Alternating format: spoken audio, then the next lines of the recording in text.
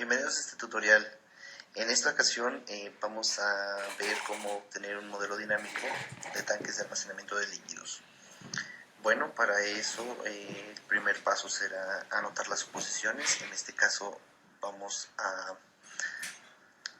decir que tanto el flujo de entrada como el flujo de salida permanecen con una densidad constante. Entonces tendremos que la densidad es constante como primera suposición, ¿sí? Junto con las demás propiedades físicas del fluido, debido a que solamente, permanece cierto tiempo en el tanque y luego abandona el recipiente sin tener ningún cambio interno. Bueno, para continuar lo que necesitamos es plantear el balance de masa, ¿sí? Únicamente el balance de masa porque no existe cambios de temperatura. Partimos de la ecuación general que sería acumulación igual a entradas menos salidas, más generación menos consumo, ¿sí? Y aquí, debido a que no existe una reacción química, los términos de generación y consumo, van a desaparecer, ¿ok? Ahora, para el término de acumulación, lo que tenemos que escribir es cómo cambia la masa dentro del tanque con respecto del tiempo. Eso sería acumulación. Y bueno, la manera de escribirlo de manera matemática sería la derivada de la masa dentro del tanque será igual al flujo másico de entrada menos el flujo másico de salida. Bien, es necesario que todo modelo quede en función de variables medibles o variables que se puedan medir de manera sencilla. Este modelo ya representa nuestro tanque. Sin embargo, va a ser complicado estar midiendo la masa dentro del tanque, tanto el flujo másico dentro de las líneas de proceso.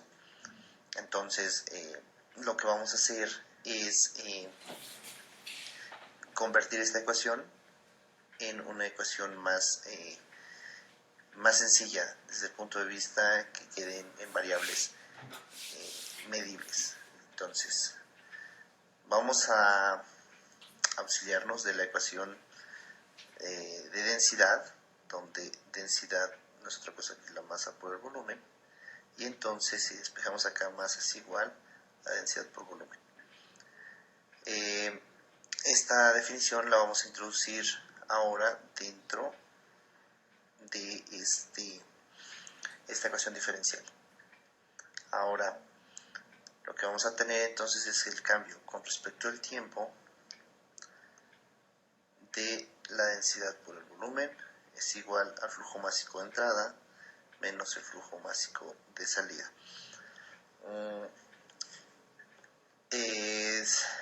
Ahora el flujo másico lo vamos a relacionar con la siguiente definición. El flujo másico, ¿sí?, es igual a la densidad por el flujo volumétrico.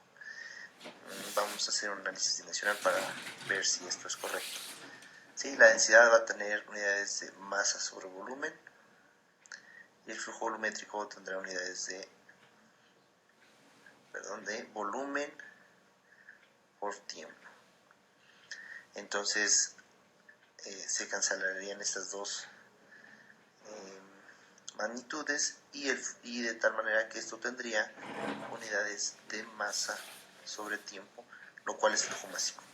Entonces esta definición es correcta, ¿sí?, para el flujo másico, y la vamos a introducir tanto aquí como acá en nuestra ecuación diferencial. Ahora, volviendo a escribir, nos tendríamos que la derivada con respecto al tiempo de la densidad por el volumen es igual a la densidad por el flujo volumétrico de entrada menos la densidad por el flujo volumétrico de salida. Debido a que habíamos platicado que la densidad es constante, ¿sí?, no cambia al estar en el tanque, puede abandonar la derivada. Esta densidad puede salir de la derivada y al reescribir nos tendríamos que densidad por la derivada de volumen con respecto al tiempo es igual a la densidad, en la cual podemos factorizar porque es una constante, de la resta de flujo volumétrico de entrada menos el de salida. observamos que si pasamos dividiendo la densidad se va a cancelar. Y entonces, bueno, pues lo que vamos a tener es la derivada de volumen con respecto al tiempo es igual a flujo de entrada menos flujo de salida volumétrico. Este modelo ya representa a nuestro tanque, ¿sí? Sin embargo, bueno, aún no tenemos, lo tenemos en una variable que será un poco complicado medir, como lo es el volumen. La manera más sencilla de ver el contenido de un tanque, bueno, es medir el nivel. Entonces, para eso vamos a tratar de cambiar ese volumen y relacionarlo con el nivel del tanque. En este caso, vamos a volver a dibujar nuestro tanque. Tenemos un tanque cilíndrico, ¿sí? Es un tanque cilíndrico.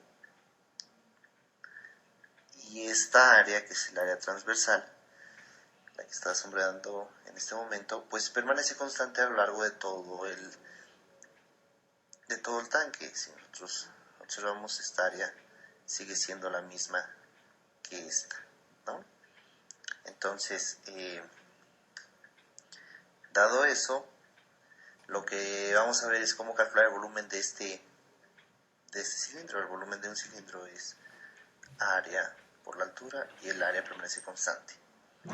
Bueno, con esta definición lo que vamos a hacer es introducirla en esta definición, en este volumen, y lo que vamos a tener entonces es la derivada con respecto al tiempo, no de volumen sino del área por el nivel, lo que es igual a flujo de entrada menos flujo de salida. Debido a que el área es constante, la podemos sacar de la derivada, y entonces lo que tendríamos es que área multiplicado a la derivada del nivel con respecto al tiempo es igual a la diferencia de los flujos volumétricos. ¿Sí? Si rearreglamos esta ecuación, lo que nos va a quedar es que el cambio con respecto al tiempo del nivel es otra cosa que 1 sobre el área, que multiplica a flujo de entrada menos el flujo de salida. Bien, este modelo ya queda en función directamente de las variables de entrada, que pueden ser F1 o F2, ¿sí? Y como resultado nos estaría entregando la función del nivel con respecto al tiempo. Ahora,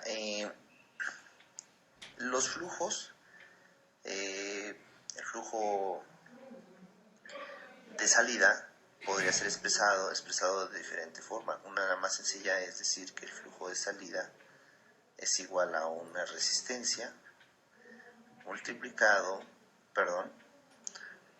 1 sobre una resistencia lineal multiplicado por el nivel. Okay. Esta es una manera de calcular el flujo a través de la válvula de salida, y está en función de la altura. Entre más altura, bueno, más flujo. ¿Sí? Si nosotros esto lo colocamos acá, bueno, tendríamos entonces nuestro modelo, ¿sí? Que el nivel respecto del tiempo es 1 sobre el área, flujo de entrada menos 1 sobre R por el nivel. En este modelo únicamente tendríamos como variable de entrada entonces el flujo 1, el flujo de entrada. Si el flujo de entrada cambia, bueno, pues cambia el nivel y también cambia el flujo de salida. Otro modelo más realista para calcular el flujo de salida sería decir que el flujo de salida F2 es igual a el flujo que sale a través de una válvula, el cual puede ser expresado por CB multiplicado por la raíz cuadrada de la diferencia de presiones entre la válvula, o la caída de presión entre la válvula, sobre la densidad, donde CB es una constante que depende de las características de la válvula. El delta de P, el delta de P en el tanque, ¿sí? Vamos a volver aquí a dibujar el tanquecito. ¿Sí? Sería la salida. Y entonces la caída de presión sería a través de la válvula, vamos a llamarle aquí presión 1, presión 2. ¿Sí? El delta de P pues entonces sería presión 1 menos presión 2, ¿no? Delta de P sería presión 1 menos presión 2. Pero bueno, la presión 1, la presión en este punto, ¿sí? En este punto sería la presión tanto atmosférica más la presión que se ejerce por la presión hidrostática. La presión hidrostática sería ρg por h. ¿Ok? Entonces, viéndolo de otra manera, el delta de P sería igual a la presión 1, que sería presión hidrostática más presión atmosférica. Sí, pero la presión hidrostática es densidad por gravedad por altura, ¿sí? Más la presión atmosférica.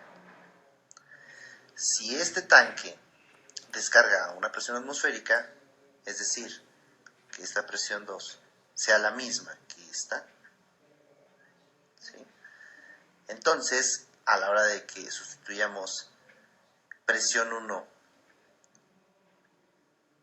presión 2 por presión atmosférica, el último término se va. ¿Ok? Entonces, nuevamente al sustituir esta definición en delta de P, observaremos que podemos escribir lo siguiente. Flujo de salida sería igual al CB, que es la constante de la válvula, o al delta de P, pero el delta de P podría ser ρg por h sobre ρ.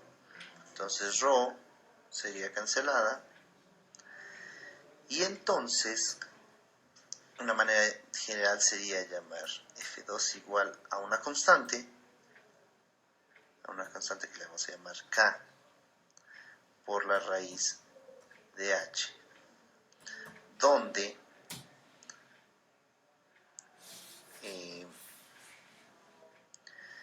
pues K será la constante de la válvula por la raíz cuadrada de la gravedad, ¿no?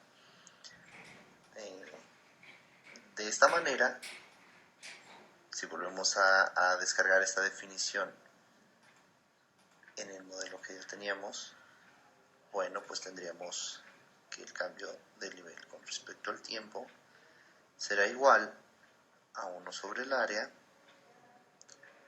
por el flujo de entrada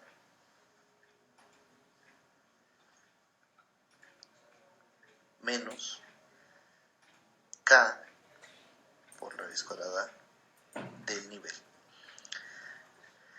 Ambos modelos, bueno, son válidos. Sin embargo, el último modelo que vamos a enseñar en este momento es un modelo más realista del proceso. ¿Ok? Bueno, es todo por hoy. Muchas gracias.